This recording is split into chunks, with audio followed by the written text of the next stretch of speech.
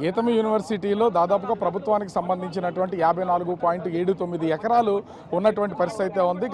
అంటే గీతం యూనివర్సిటీ స్థాపించినప్పటి నుంచి ఇప్పటి వరకు ఆ భూములు గీతం ఆధ్వర్యంలో ఉన్నాయి. అయితే 2019 నుంచి 24 మధ్యలో వైసీపీ ప్రభుత్వం ఉన్నప్పుడు ఈ గీతం దగ్గర నుంచి ఈ భూములను అయితే తీసుకుని ఆ ప్రభుత్వం స్వాధీనం చేసుకుంది. అయితే ఇప్పుడు జీవీఎంసీ కౌన్సిల్కి సంబంధించి ముఖ్యంగా ఈ నెల 30వ తేదీతో చివరి కౌన్సిల్ సమావేశం నడుస్తున్నటువంటి నేపథ్యంలో ఈ చివరి కౌన్సిల్లో ఈ 54.79 ఎకరాలని గీతం యూనివర్సిటీకి క్రమబద్ధీకరణ చేయాలనే ఒక ఎజెండా అయితే తీసుకొచ్చినటువంటి పరిస్థితి అయితే ఉంది. ఇక్కడ ఒక ఎకరం వచ్చి ఇంచుమించుగా 100 కోట్ల రూపాయలు ఉంటుంది. ఎందుకంటే ఇది చాలా ప్రైమేరియా. ఇట్లాంటి ప్లేస్లో ఇన్ని వేల కోట్లు అంటే 54.79 ఎకరాలంటే 5,000 కోట్లకు పైనే ఆ ధరలు పలికే అవకాశం ఉంది. అట్లాంటి దాన్ని కేవలం నామినల్ రేటుకి గీతం యూనివర్సిటీకి ఇవ్వడానికైతే ప్రభుత్వం ఆలోచన చేస్తుంది. ఇక్కడ ముఖ్యంగా చూస్తే గీతం యూనివర్సిటీ ఇది అంటే మంత్రి నారా లోకేష్కి తోడలుడు కావడం, ఆ ఎంపీ భరత్ సొంత విద్యా సంస్థలు కావడంతో తీవ్ర విమర్శలు అయితే ఎదుర్కొన్నటువంటి పరిస్థితి అయితే ఉందో. ప్రస్తుతం సిపిఎం నాయకులు ఇక్కడ ఆందోళన చేస్తున్నారు. ఏం సార్ అసలు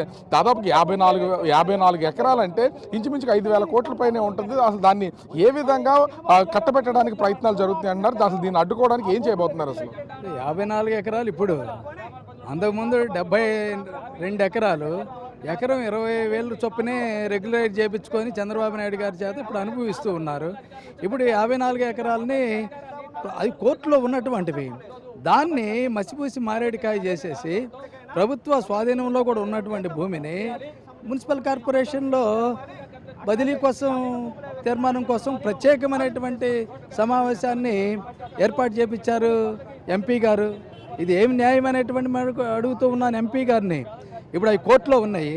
కోర్టులో ఉంటే అవి జీవీఎంసీ కౌన్సిల్లో పెడితే మేయర్ గారు అరెస్ట్ అవుతారు, డిప్యూటీ మేయర్లు అరెస్ట్ అవుతారు, కార్పొరేటర్లు అరెస్ట్ అవుతారు, కమిషనర్ మీద కూడా వస్తుంది. మీరు ఒక కార్పొరేటర్గా ఉన్నారు ప్రస్తుతానికైతే, ఈ కౌన్సిల్లో మీరు కూడా పార్టిసిపేట్ చేస్తారు. అంటే ఇన్ని నిబంధనలు ఉన్నా కూడా ఎలా దీన్ని ఒక ఎజెండాగా తీసుకెళ్తున్నటువంటి పొజిషన్ అయితే ఉంది? ఇది చంద్రబాబు నాయుడు గారు బంధువు కాబట్టి మొత్తం వాళ్ళు ఇష్టం వచ్చినట్లు విశాఖపట్నాన్ని విధ్వంసం చేస్తూ ఉన్నారు. భూములు ఇష్టం వచ్చినట్లు కొల్లగొడతారు. కబ్జా తప్ప ఒక ఎంపీ ఏమీ నైతిక విలువ ఉందని నేను అతను రాజీనామా చేయాలి. సిగ్గుంటే ఎందుకు భూముల ఆక్రమణ చేయాలి?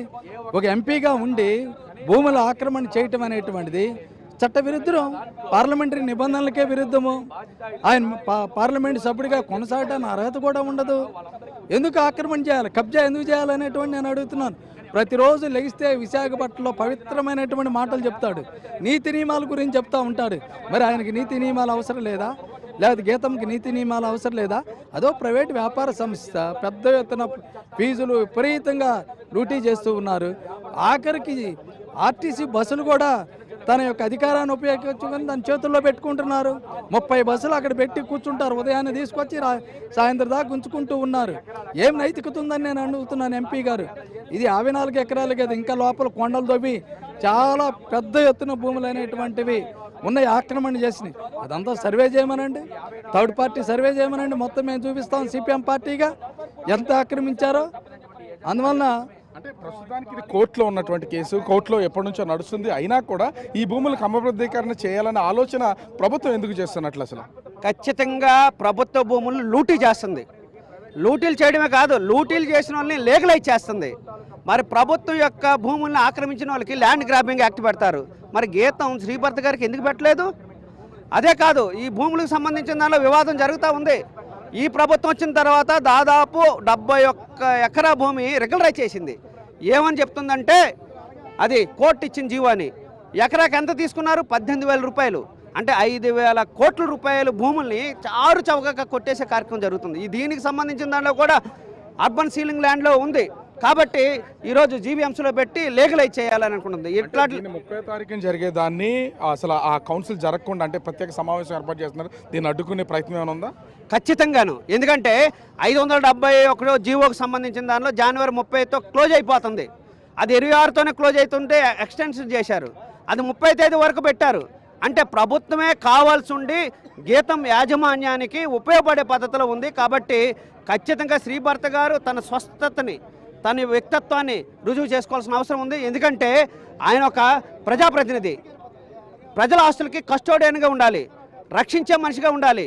భక్షించే మనిషిగా ఉంటే మాత్రం సరైనది కాదనేది సిపిఎం పార్టీగా మేము డిమాండ్ చేస్తూ ఉన్నాం. అంటే గాంధీ గారి మార్గంలో నడుస్తాం అనేది ఇక్కడ మొత్తం ఒక స్లోగనే కనిపిస్తుంది. మరి ఇన్ని వేల కోట్ల రూపాయల ఆస్తులకు సంబంధించి ఎట్లా వీళ్ళ కబ్జా అనేది? మొత్తం గీతం భూములన్నీ అది చట్టకు వ్యతిరేకంగా స్వాధీనం చేసుకొని కట్టారు అన్నది గతం నుంచే వస్తూ ఉంది. కాబట్టి ఇప్పుడు ఎలాగా ఈ 54 ఎకరాల భూములు వివాదంలోకి వచ్చింది కాబట్టి మొత్తం గీతం భూముల మీద రీసర్వే అని చేయించాలి. ఇందులో ఎంత ప్రభుత్వ భూమి ఉంది, ఎంత ప్రైవేటు భూమి ఉంది, గీతం కొనుక్కున్న భూములెట్టి రీసర్వే చేయించాలి. గతంలో కూడా తెలుగుదేశం పార్టీ ప్రభుత్వం అధికారంలో ఉన్నప్పుడు సిట్ వేశారు. ఆ సిట్ తాలూకా రిపోర్ట్లు ఇంతవరకు బయట పెట్టలేదు. కాబట్టి ఇటువంటి వాటి మీద పూర్తిగా విచారణ చేయాలి. భరత్ గారు చాలా దుర్మార్గంగా మాట్లాడుతున్నారు. ఏంటంటే మా స్వాధీనంలోనే గత 2005 సంవత్సరం నుంచే ఉంది కాబట్టి దీన్ని ఎందుకు మీరు రెగ్యులర్ చేయరు అంటున్నారు. కాబట్టి పేదవాళ్ళు ఎక్కడన్నా 40 గజాల స్థలం ఆక్రమించుకుంటే వాళ్ళ మీద కేసులు పెడుతున్న వాళ్ళు ఇప్పుడు ఎందుకు పెట్టరని అడుగుతున్నారు. ఒకసారి చూడొచ్చు, గీతం యూనివర్సిటీకి సంబంధించి పోలీసులు కూడా పూర్తిగా ఆ గేటు ముందు వాళ్ళందరూ ఎవరిని లోపలికి వెళ్ళలేకుండా అడ్డుకుంటున్నటువంటిది అయితే చూడొచ్చు. ముఖ్యంగా చూస్తే మీడియా మీద కూడా లోపలికి వెళ్తున్నటువంటి వాళ్ళ మీద గీతం యూనివర్సిటీ సంబంధించినటువంటి సిబ్బంది దౌర్జన్యం చేస్తున్నటువంటి పరిస్థితి అయితే కనిపిస్తుంది. దీంతో ఇక్కడ క్షణానికి ఏం జరుగుతుంది అనేది అర్థం కానటువంటి పరిస్థితి అయితే కనిపిస్తుంది. ఓవరాల్గా చూస్తే గీతం యూనివర్సిటీలో గీతం అధీనంలో ఉన్నటువంటి 54.79 ఎకరాలను ఆ క్రమబద్ధీకరణ చేయకుండా ఉండడానికి సిపిఎం ఆందోళన చేస్తుంటే ఇక్కడికి వచ్చినటువంటి వాళ్ళ మీద కూడా తిరిగి ఆ గీతం సిబ్బంది ఎదురు తిరుగుతున్నటువంటి పరిస్థితి కనిపిస్తుంది. ప్రసన్న.